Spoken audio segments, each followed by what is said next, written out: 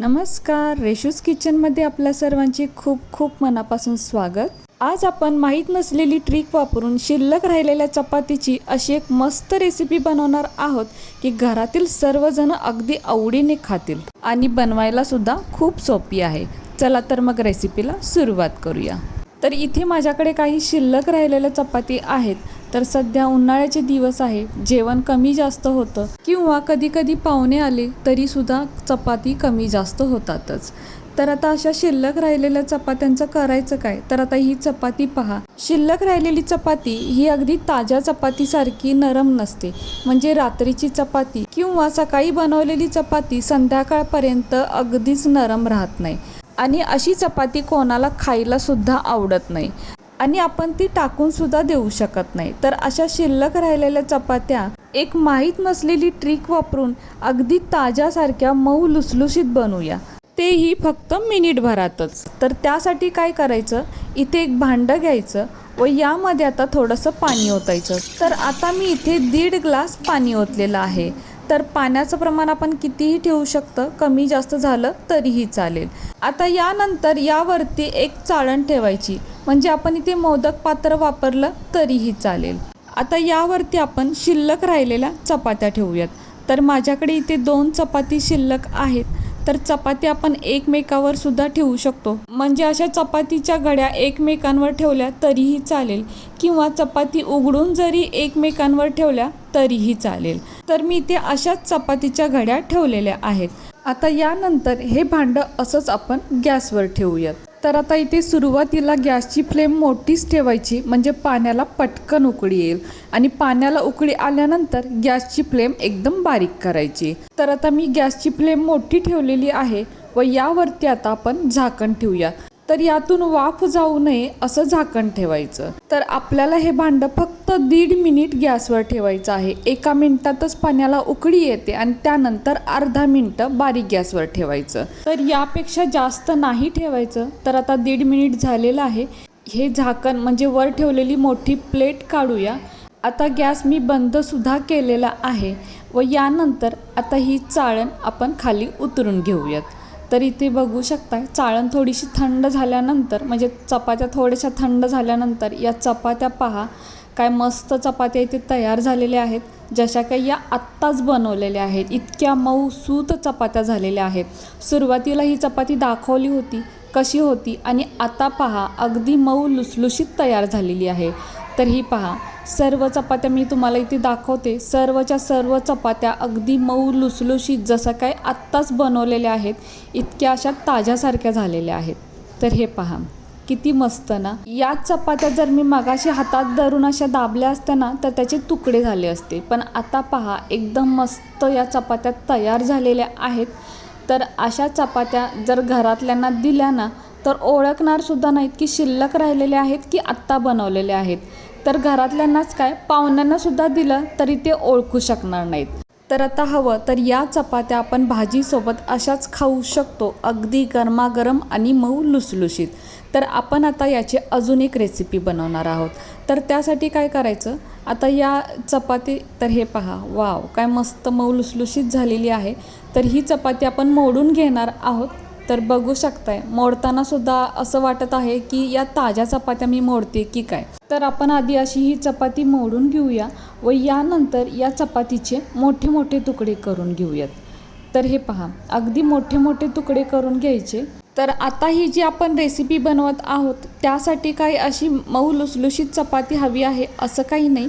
आपण शिल्लक राहिलेल्या चपात्या डायरेक्ट अशा मोठ्या मोठ्या मोडून घेऊ शकतो. तर अशाच पद्धतीने त्या सर्व चपाती मोडून घेऊयात. तर बघू शकताय सर्व चपातींचे तुकडे इथे केलेले आहेत. आता यानंतर इथे एक मिक्सरचं भांडं घ्यायचं व यामध्ये आता हे चपातीचे मोठे मोठे तुकडे घालूयात.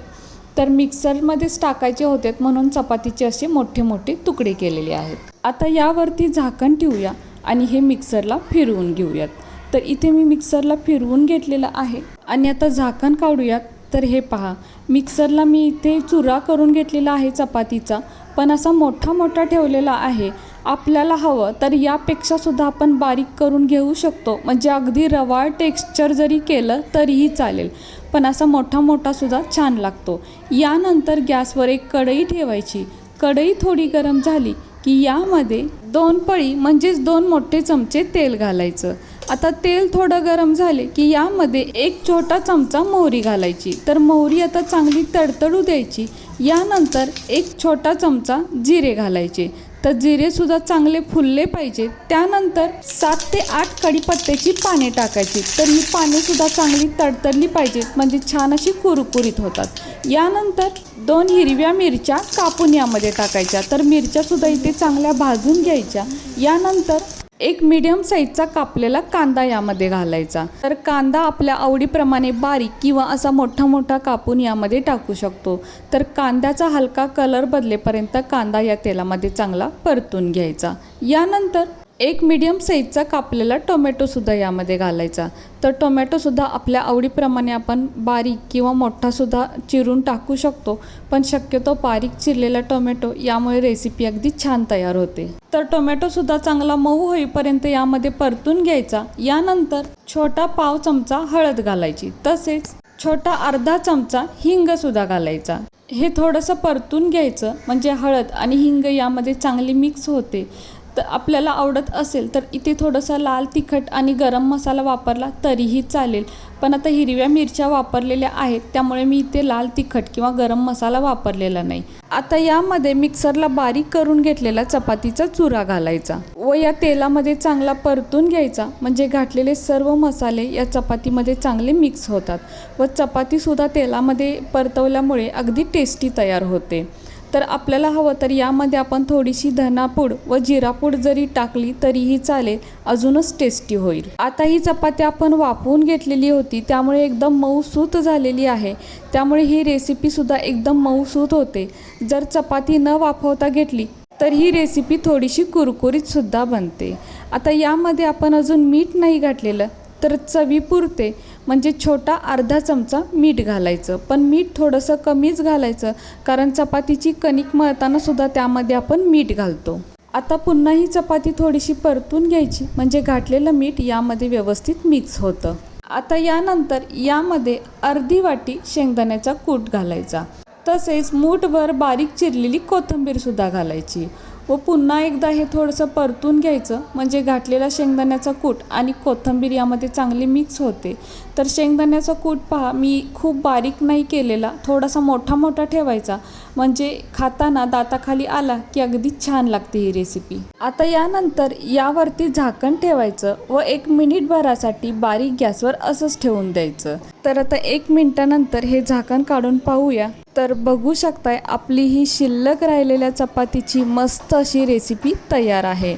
आणि बघू शकताय अगदी पाहूनच तोंडाला पाणी सुटेल इतकी सुंदर दिसत आहे आणि टेस्टला तर त्यापेक्षा सुद्धा मस्त लागते. तर यातली थोडी आपण एका प्लेटमध्ये काढून घेऊयात. आणि बघू शकताय काय मस्त ही रेसिपी ते तयार आहे आणि खूप टेस्टी लागते बरं का.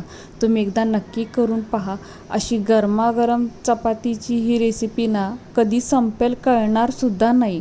लहान मुलं तर आवडीने मागून खातील, इतकी मस्त ही रेसिपी तयार होते. तर याला चपातीचा चिवडा किंवा चपातीची तुकडी असे म्हणतात. तर खूप टेस्टी लागतात, कमी वेळेत बनतात, कमी साहित्यात बनतात आणि घरातील साहित्यात बनतात आणि खूपच मस्त ही रेसिपी तयार होते. तुम्ही एकदा नक्की करून पहा. आज इथे आपण 2 प्रकारे ही चपाती बघितलेली आहे. शिल्लक राहिलेली चपाती चाळणीत ठेवून पुन्हा एकदा मऊ लुसलुशीत आत्ता बनवल्यासारखी बनवू शकतो किंवा अशा पद्धतीने चपातीचा चिवडा जरी बनवला तरीसुद्धा खूप टेस्टी लागतो. तर जेव्हा शिल्लक राहिलेल्या चपातीचं करायचं काय हा जेव्हा प्रश्न पडतो तेव्हा हे दोन्ही पर्यायसुद्धा खूप छान आहेत. एकतर चपाती पुन्हा मऊ लुसलुशीत बनवून आपण खाऊ शकतो किंवा अशा पद्धतीने चिवडासुद्धा बनवू शकतो. तर कसा वाटला तुम्हाला हा आजचा व्हिडिओ जर तुम्हाला आवडला असेल तर आपल्या माणसांसोबत नक्कीच शेअर करा. आणि हो, व्हिडिओ जर तुम्हाला आवडला असेल तर आपल्या या व्हिडिओला एक लाईक नक्कीच करा. नवीन असाल तर चॅनलला सबस्क्राईब करा, सोबत बेल आयकॉन प्रेस करा, म्हणजेच मी बनवलेले असेच नवनवीन रेसिपी सर्वात आधी तुम्हाला मिळतील. आता पुन्हा भेटू अशाच एका नवीन रेसिपीसोबत.